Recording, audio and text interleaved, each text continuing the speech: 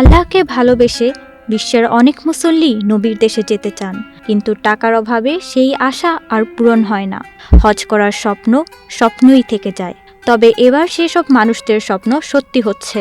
কোনো টাকা পয়সা ছাড়াই সুযোগ পাবেন হজ করার, পূরণ হবে আল্লাহকে খুশি করার বাসনা। সৌদি প্রেস এজেন্সি জানিয়েছে, অন্তত ২,০০০ ফিলিস্তিনিকে বিনা খরচে হজ পালনের সুযোগ করে দিয়েছেন সৌদি বাদশাহ সালমান বিন আব্দুল আজিজ। প্রতিবেদনে বলা হয়, সব মিলিয়ে এই উদ্যোগের আওতায় ২,০০০ ফিলিস্তিনি সৌদি আরবে বিনা খরচে হজ পালনের সুযোগ পাবেন।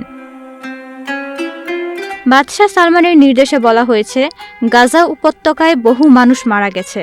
তারা হজ করবে তো দূরের কথা, তাদের থাকা খাওয়ার মতো অবস্থা নেই।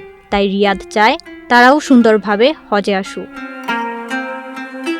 সৌদি আরবের ইসলামিক অ্যাফেয়ার্স, দাওয়া অ্যান্ড গাইডেন্স মন্ত্রী শেখ আব্দুল লতিফ বিন আব্দুল আজিজ আল শাইখ বলেছেন, এই পদক্ষেপ ফিলিস্তিনের জন্য সব স্তরে সৌদি আরবের অটল সমর্থনকেই তুলে ধরে।